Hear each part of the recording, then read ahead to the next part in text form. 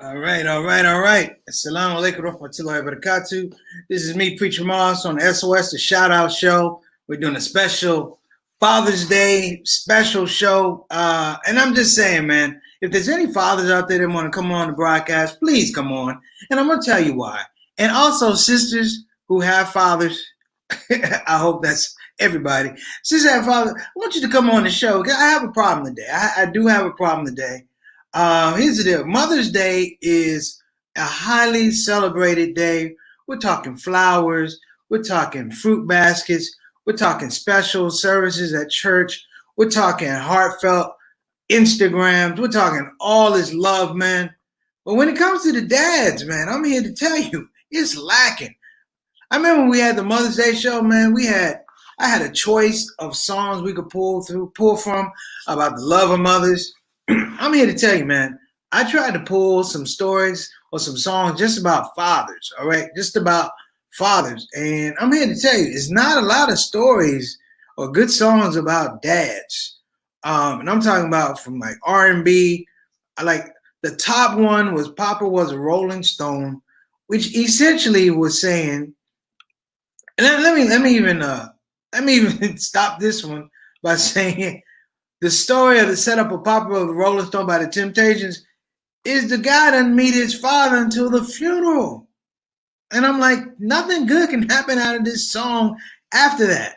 He meets his dad at the funeral, and his mom is trying to tell him. I was like, wow. So what we want to do today is we're going to change that around. I know we had Imam Zaid on Friday, and he gave a great prayer dua for the fathers, and his father. The whole idea about his idea about fathers was like we have to be strong men to be strong fathers, and then also have this space where we have the capacity to show love for our children, show love for your wives, and that's out in a really deep communal sense, and I love it, man. But sometimes, we love our dads. Our dads aren't perfect, but they're our dads. I know yesterday I showed a clip from Fences with Denzel Washington playing the character of Troy in the film Fences, and there's a scene there. A lot of people got upset about that scene, where the scene is the son asks his father, "How come you don't like me?" And Denzel goes on his rant, basically. He's a man. His number one idea back then, particularly, you know what back then, which was to protect your son, and that's how we were raised, That's how we were raised. Like I talked to my dad today. And you know what's crazy about talking to my dad? My dad sounds the same way as when I was a kid. It's just I had to grow into being able to talk to my dad. So we have some people. And here's the deal. We're going to celebrate today. I'm bringing some folks on. We're going to shout out the dads here, okay? So Satana, thank you so much. I'm going to shout out Mr. Whitfield. Thank you so much. And I see got my guests in the studio, and I got my brother in the studio. Now, here's the deal. I watched him raise two boys, okay? Two young men. They're outstanding young men. And I'm like, how come we don't have a good song about when fathers raise their kids appropriately? Zero. We always hear this crazy stuff. Now, maybe it's me being sensitive. I don't know. All I know is it lays a really bad precedent because I can't tell you exactly when Papa Was a Rolling Stone came out, but I haven't heard any really good songs, particularly from the African American community, about father. And even in the Muslim community, we have songs about mothers, but I haven't heard really any good Muslim songs about fathers. So we're gonna have some fun today. I'm thinking about my dad. My dad was like in the late. I want to say in the late 70s, late 60s, 70s, when we moved, if you will. Okay, so Thank you so much. Shout out to your dad too, Simon San Diego. My dad was one of them dudes where I watched him be like a racial avenger. You know what I mean? Like he tried to fit in the stuff that would maybe make white people endear to him, but he was horrible at it. Because he was like blackity black. Like my father actually decided to be a referee for a t-ball game when I was a kid. And I'm only bringing this up because I was scarred from it for life. he was an umpire for a T-ball game, and it was going well. And this is the funny part was I got called out, or well, something happened. Kid comes around, he got called out at home, and they ran at my dad like to argue with him. My dad lifted up a bat like, I'll kill everybody here. Oh, there you go. There we go. Been proven wrong. Satana, thank you. That's one song in the last 50 years. Is that last 50 years? Okay, I like that song. Luther Vandross.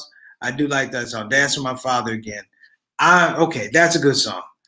Find me two more. There you go. We're going to make a list. So what I also want to do is I'm going to bring some people in. This is my brother. This is Johnny Thomas from Milwaukee, Wisconsin. And it's interesting when you have relationships with brothers where you see them grow into fatherhood. And I think it's actually pretty cool. He has two children. My other brother, Rick, is going to come on here when he gets a chance. But it's funny because as young men, we go through this space of becoming fathers, figuring out how to become fathers, figuring out how to raise our children, also trying to figure out how you protect your kids. Because this is a really, really sensitive thing right now with everything that's going on with the protesting, Black Lives Matter, George Floyd. It has come down to this scope about, how do you protect your kids? Okay, Satana, you on the roll. So people, if you want to find songs about good dads, we have Luther Vandross, Dance with My Father, and we have Eric Clapton, My Father. I haven't seen that one before, but I'm going to listen to it. Sister Jasmine, all the way from the UK, thank you. Give your father a shout out too. It is Father's Day. So I'm going to bring JT in right now, and we're going to think about this. Oh, my father's eyes. My father's eyes. See, Satana, you don't even know the song, girl. See, that's what I'm saying. We're going to bring in JT here in a minute, John Thomas, and we're going to talk a little bit about our dads. Okay, JT coming in. What's going on? What's up, beloved? Hit your mute. What's going on? Assalamu alaikum warahmatullahi wabarakatuh. What's going on, black man? Oh, you're mute. Can you hear me now? There you go. Okay. I trying to act like your mother. Can you hear me? You can't act that good, huh? Yeah, I know, man. That was the best show. I'm saying that was authentic. You can't pay for that type of performance. You really can't. I think if I try to have my dad on, he'd have never made it, man. My dad one time tried to tell me he was trying to connect his phone in his car, and he was getting frustrated. I was like, "What are you trying to do?" He said, "I got this car and his phone. I'm trying to connect them." And I said, "I understand." He said, well, "I'm trying to connect the Bluetooth."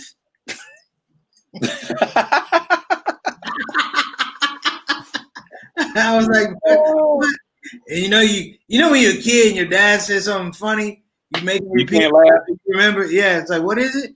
He's like, "The Bluetooth." I was like, "What is the Bluetooth?" I was like, he's like, "Well, get out of my face." Hey, I got somebody sitting next to me listening in. I don't know if she wants me to pan over to you. So, I can't actually lean over to her, but I can just. Hey, Mama Thomas, what's going on with you? How you doing? I'm hanging in there. I see you looking spry and regal. What? You looking spry and regal. Oh, okay. I thought you almost got me. Scrabble words. I'm using Scrabble words. I got 15 points and 17 points. Spry and regal. Thank you, baby. Oh, so good to see you. This is my main man right here, L.A. Hardy. Shout out to you. And L.A.'s been holding the father thing down for a long time, man. Road comic. Excellent comedian, man. Excellent family man. There you go. The blue teeth. And you know what it is? When you get older, the stuff you can laugh about with your parents is like you better do it as a man. Yeah. You can't do it as a kid. You know what I mean? Like you cannot do it as you have to save it for 30 years before you can tell them that joke or repeat that stuff to them. Yeah, man. Like my father one time, he wasn't a mechanic, but he claimed he could fix cars. So this is one time where we drove a Lincoln Continental, big brown Lincoln Continental Mark IV, big old joint. And somebody told my dad, because the car's on the place, he said, listen, Cliff, if you have some problems with it, what you could do is put a little, this is how old it is. Put gas in it. He goes, you can put a little gas in the carburetor. Yeah. The operative word is a little gas. I already know where this is going. So we get ready to go to school. Get ready to take me to school. The car's not acting right. My dad was darn near half a gallon of gas. He said, look, he says, get behind the wheel and start it. And I'm like, no. I'm like, no. He's like, start it. I'm like, no. He's got his face over the carburetor. He said, boy, don't make me go. Start that car. I hit it, click, whoo. I looked up, and my dad was trying to put out his tie.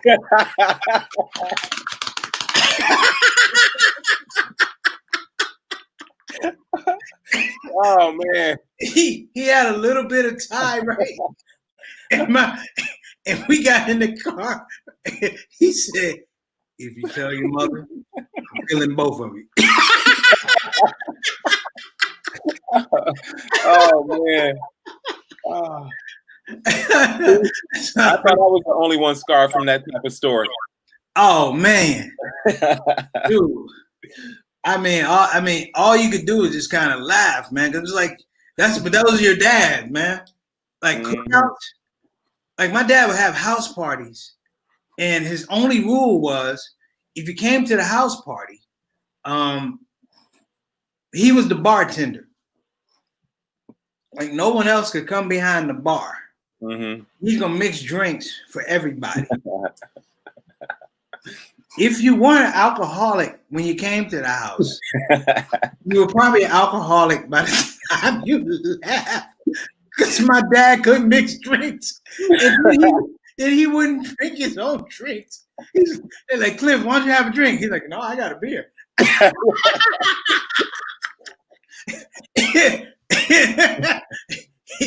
Oh, man. He created the whole role of designated driver. People couldn't come on. Dude, people be dancing like a 7 and 7. My dad put half 7 in and half 7 in. Yeah. People be dancing, falling. I woke up one day, a complete stranger was cooking breakfast, and he's like, "Hey, little fella, you want eggs?" I'm like, "What's your name?"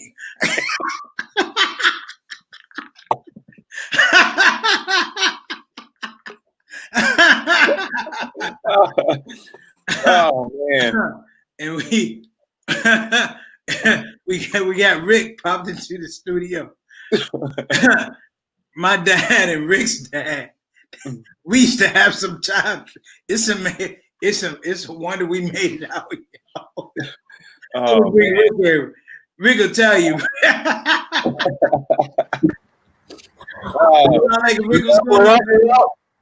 going on, big brother? You good? Yeah, I'm good, man. It took me a minute to get this laptop running, so well, I ain't want y'all. I said you must have had the same laptop mom had on Mother's Day. Oh no. Same one your mama was using, or your aunt. Hey, look at what's going on, man. Look at what popped in the room. What's up, boy? Get a haircut. I know I do. What's up, nephew? Get a haircut. I know you can ball, but get a haircut, boy. Yeah. You like Fred Sanford, look like a big black willow pad. Oh man. Yeah, it's good to see you guys, man. I know, man. Much love, Rick. Thank you for popping on, man. Yeah, I'm glad we were just talking, man, about how it's like it's very good song, very few good songs about dads. Yeah. The sister Sultana pointed out. Oh, thank you, Sister Ika. He pointed out Luther Vandross, "Dance for My Father," a song by Eric Clapton. Mm-hmm. It was a good song, but we grew up on Papa Was a Rolling Stone. I was like, man, whose dad is that? Met him at the funeral. You met him at the funeral. I was like, brother, you got it hard. Yeah. Oh man. Hey, JT, we grew up with some characters in our neighborhood. The fathers were characters, man. Man. It's like Johnny Lowe. Johnny Lowe. Mr. Lowe. Mm-hmm. You know, Mr. Lowe was like He was like Mr. Lowe was like gospel pimping, man. he was the ruler of the neighborhood. You didn't cut up with Mr. Lowe around us. You had to do a sentence. I know, man. Hold on, let me give a shout out to my main man, Mark. Hey, assalamu alaikum, assalam, brother Mark. Love you too, this cool brother right here. This is one of my main men right here. Yeah, man. But you know, we had the fathers. Hey, Rick, remember the time the fathers decided they're gonna meet us up at Sherman Park to play basketball against us? Yes.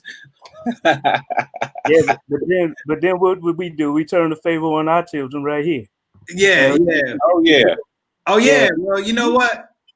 Just for the audience to know, Rick's son can ball, can hoop, and I think it was Father's Day or Mother's Day.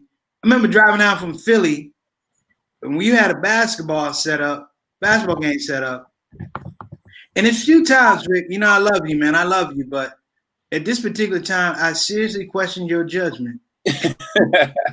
You know, but you know, you didn't have to stay up in this house and listen to the riffraff that I took for about 3 weeks talking about, oh, we're going to sweep, we're going to this and we're going to that. And I said, well, y'all ain't played against no players.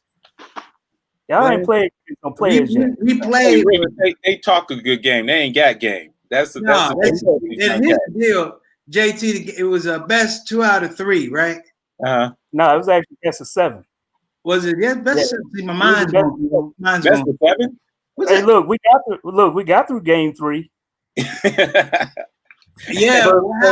And then reality set in, Rick. No. Look, age sat in. It wasn't even reality. Age just sat in. We were cramping up. We were cramping up, and some more stuff going on that we didn't even experience back in the day. Hey, it wasn't enough Bengay in the world to loosen us up. Oh my God. Man, it was so bad we couldn't even jump for a rebound. We had to stand flat-footed, wait for the ball to come down. Hey, Preach, we had that game with Justin up here, remember? Oh yeah, man. I told him I was 49. I was like, man, you better do it now. Because when I get it in. You know, the worst part about it is when you beat your kids, oh yeah, a little bit, it ain't sweet because you got to recuperate like the next 2 weeks. Like I was like, I'm gonna have to call in to work. I had a game. I had a gig, man. I literally was like, I'm gonna have to put in my rider to have a stool on the stage because I can't stand. I'm at that age now, man. When somebody tells me, "Brother, please pray for me," I gotta stretch. Yeah. See, that's what's real, though. That's what's real. At the end of the day, that's what's real. Man, I call home and tell my wife just get the aspirin and the hot pad together. That's it. Yeah. Hey, heating pad. Remember heating pad? Jesus. That's how old we are. All you people that are watching, these are real black men, real black fathers. Okay. When I say real black fathers, I mean we it's like if we have to play our children in any sports or worse, like a lot of people during COVID-19 had to teach their own kids. And a lot of parents found out some things about themselves and their kids. Like number one, you should have studied harder when you were in school. Exactly. And number two, your kid might wind up in trucking school. There you go. Hey, remember your dad would just tell you, your parents, dads weren't soft back in the day. Remember they just tell you how they felt. Nah, you gonna do this today. Yeah, There's no, do you want to? Yeah. You want to do this today. Yeah. Like, I remember I told my dad, he said, "What you thinking?" I said, "I'm thinking," he said, "I'm glad you're thinking that. Because you to do this." Oh. I remember my dad. I don't know what I did, man. But my dad looked at me in the car. He said, "This right, boy, you're gonna be dumb a long time."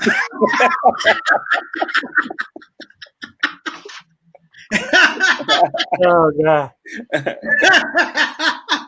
a long time. Yeah, preach. Oh, Remember my man. dad used to say, "It's got to be two of you because you can't be that stupid by yourself." Yeah, I remember that one. My granddad hit me with one time. He said, "Boy, you so dumb, you can't do wrong right." I was like,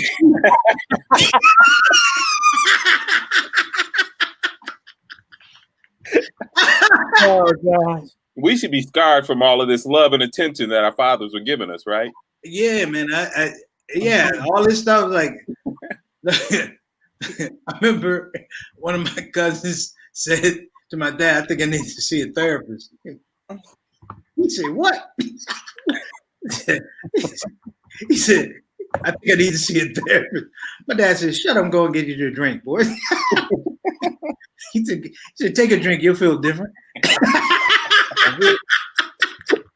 You'll feel a little bit different.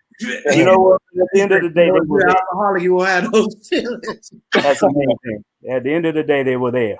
Oh yeah, they were there. They were there, man. Loved their own kind of way. You know what I'm saying? You knew they loved you.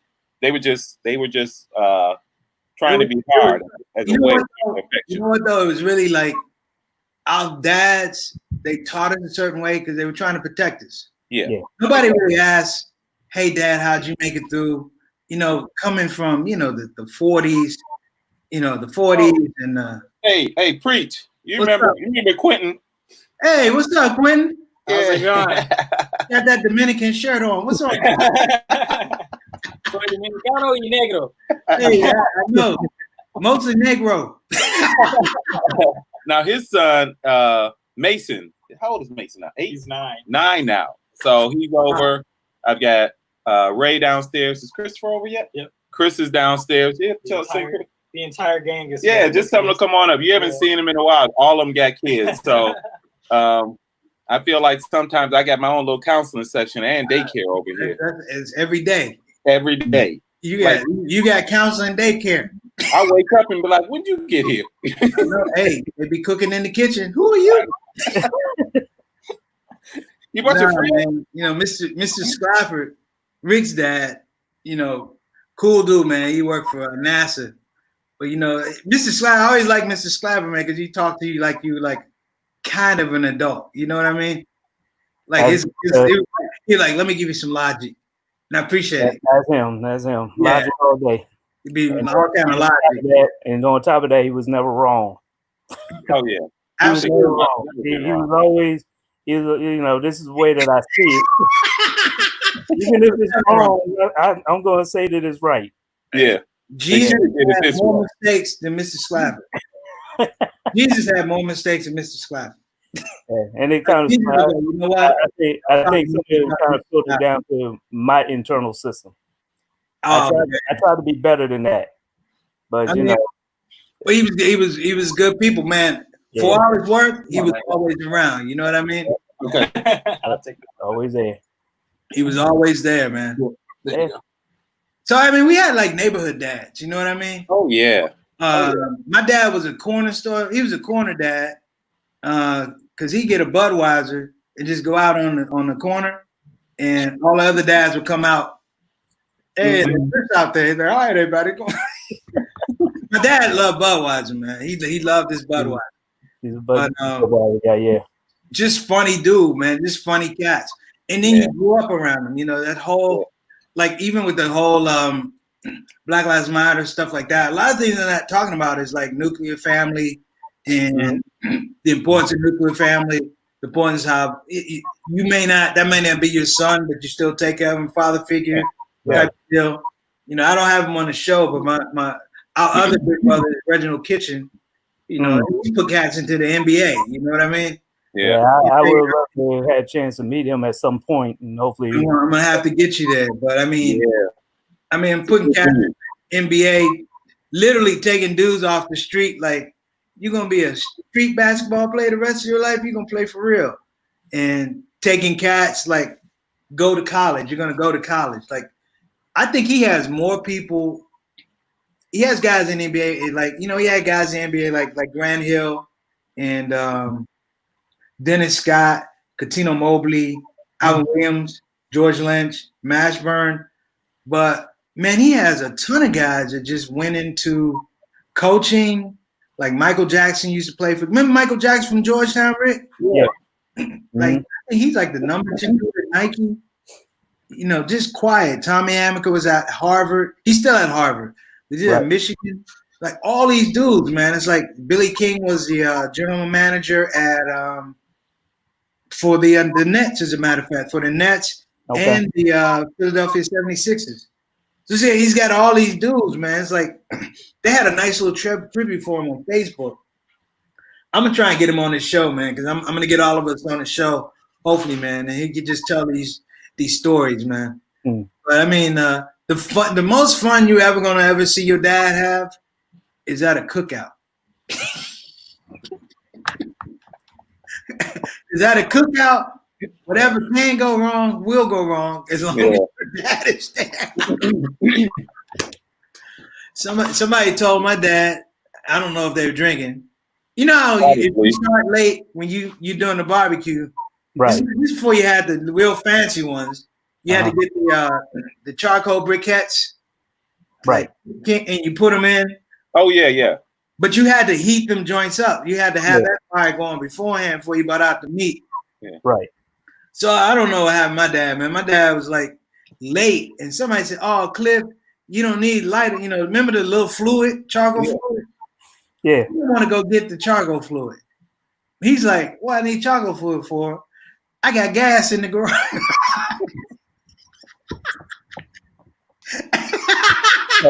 This is the second thing about the gas can. So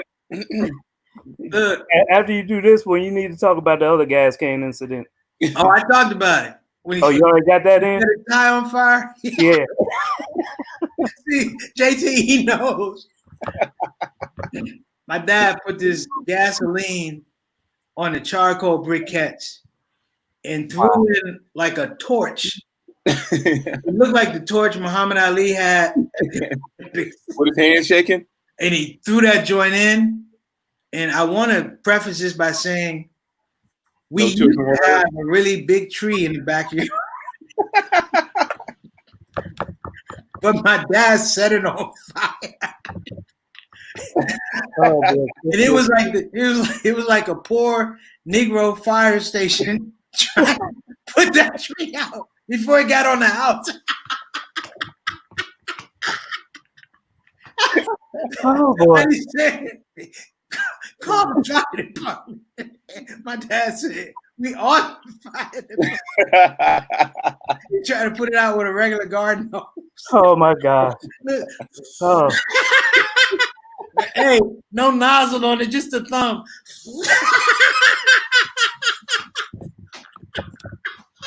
Oh my God! Oh man. Man, your pops. Oh man. Yeah, man. I mean, we all love our pops. So you don't get me wrong. Yeah. We all love our pops. I'm fortunate enough to know both of your dads, Mr. Slav and of course Mr. Thomas. When I started college at Marquette University, Milwaukee, Mr. Thomas was he was one of the maintenance people. I think he was the head maintenance guy because he pretty much ran the YMCA. And I would talk to him before I ever met you, JT. Yeah, I know. I would talk to, and he was my buddy. We were like hangout buddies. Like he was my guy, man. But Mr. Thomas, boy, he had a guy that worked with his name, Vincent McDade. And boy, Vincent could work a whole day if his life depended on it. And we used to just watch Vincent. Man, Vincent would come into work high as a Sunday pie, man. Your dad said, he said, "How you come in high at the beginning of the day?"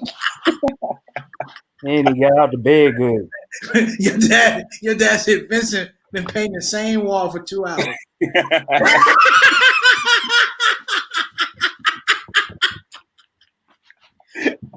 I'm just waiting to get older, man, so I could use some of the old man terms.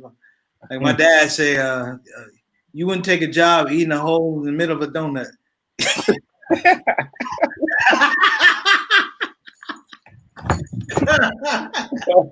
Oh, my favorite one is your chances are slim and none, and Slim just left town.